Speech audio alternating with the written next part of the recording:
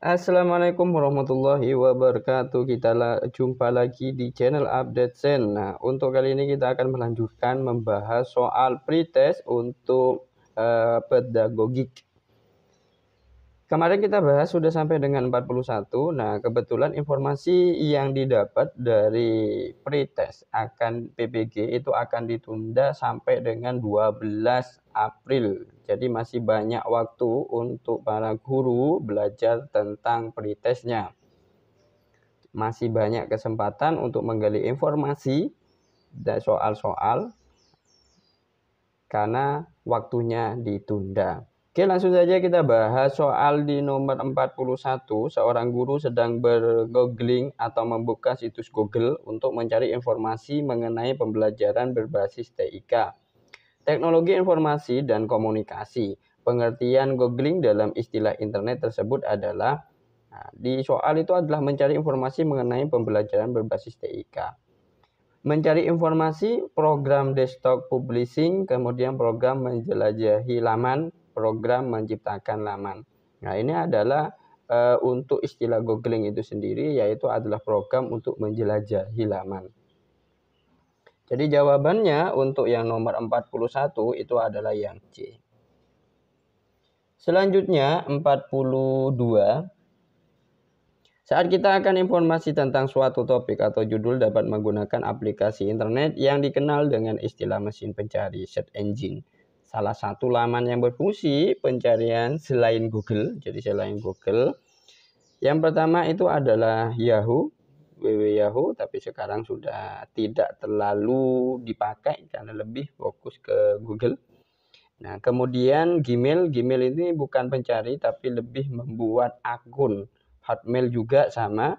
Nah, berarti yang pas di sini ada dua jawaban, yaitu adalah Yahoo sama cari data.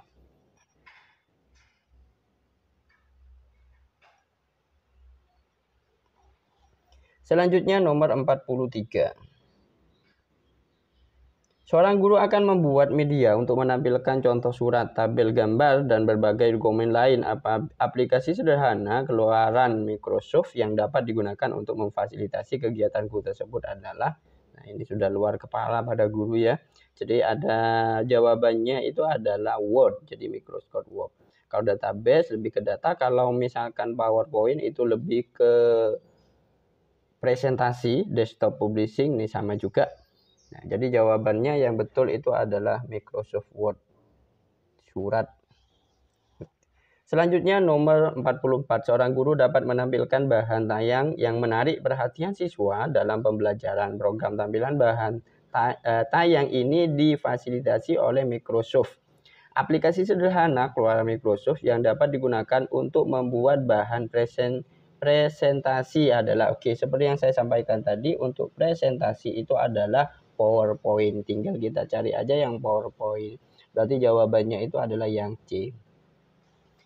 Selanjutnya nomor 45.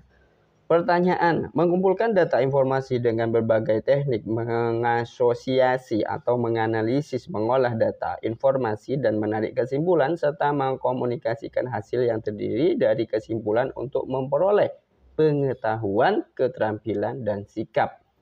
Langkah yang dilakukan Pak Ali itu merupakan bagian dari model pembelajaran. Nah, untuk pembelajarannya itu adalah cek portofolio saintifik, penemuan autentik. Oke, untuk pernyataan langkah ini itu adalah langkahnya saintifik. Nah, itu yang betul. Kalau portofolio itu lebih ke pakar terdiri ya, jadi pengumpulan data. Penemuan apalagi sudah jelas dengan namanya menemukan, tapi untuk yang nomor 45 itu lebih pernyataan, mengumpulkan data dan berbagai teknik, mengasosiasi, menganalisis, mengolah data, jadi lengkap. Jadi yang betul itu 45 adalah yang B. Selanjutnya 46.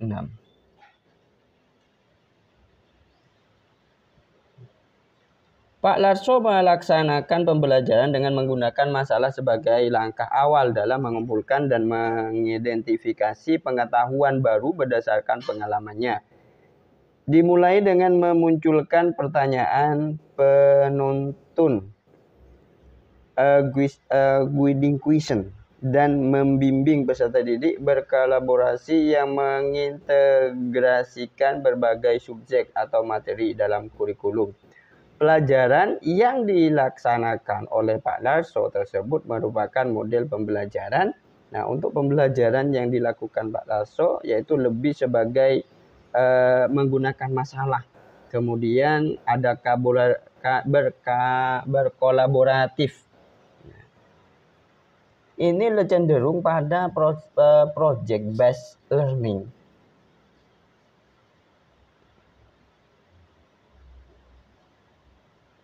Jadi jawabannya itu adalah untuk yang nomor 46 itu adalah yang A.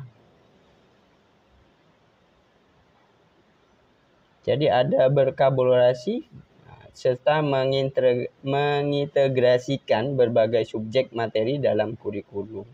Oke, selanjutnya itu adalah 47. Bu Rumini melaksanakan pembelajaran yang mengakomodasi semua anggota kelompok mengungkapkan pendapat, ide, tanggapan terhadap skenario secara bebas, sehingga memungkinkan muncul berbagai macam alternatif pendapat. Kegiatan yang dilakukan Bu Rumini tersebut merupakan implementasi model pembelajaran problem based learning. Kalau tadi ya project. Berarti jawabannya itu adalah yang D. 47. Sekarang 48. Berikut ini merupakan langkah-langkah pembelajaran dengan model pembelajaran project based learning. Oke, project based learning sama kayak nomor 46 tadi ya. Untuk langkah-langkahnya, yang pertama itu adalah penentuan pertanyaan mendasar. Yang pertama, kemudian yang kedua itu adalah mendesain perencanaan proyek. Yang ketiga itu adalah menyusun jadwal. Kemudian yang keempat memonitor peserta didik dan kemajuan proyek. Yang kelima menguji hasil. Kemudian 6 mengevaluasi. Ini sudah urutannya ya. Berarti ya jawabannya 1, 2, 3, 4, 5, dan 6. Jawabannya itu adalah 46 yang A. Ini sudah urut. Selanjutnya 49. Perhatikan langkah-langkah kegiatan pembelajaran yang masih acak berikut ini. Mengorganisasikan siswa dalam belajar, orientasi siswa pada masalah, membimbing menyelidiki siswa secara mandiri atau kelompok, mengembangkan dan menyajikan hasil karya. Jika langkah-langkah tersebut disusun mengikuti urutan model pembelajaran problem basic learning, urutan langkah yang tepat adalah untuk urutan langkah yang tepat. Yang pertama itu adalah orientasi siswa pada masalah. Jadi pada masalah dulu, kemudian berarti ini yang pertama 2. Setelah itu membimbing menyelidiki siswa secara mandiri atau kelompok. Berarti 2, 3, kemudian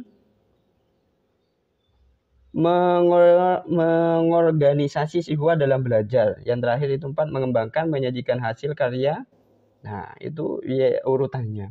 Jadi 2, 3, 1, dan 4. Cari saja 2, 3, 1, dan 4. Waduh, jawabannya ini ada 2 kembar. Jadi antara B dengan D.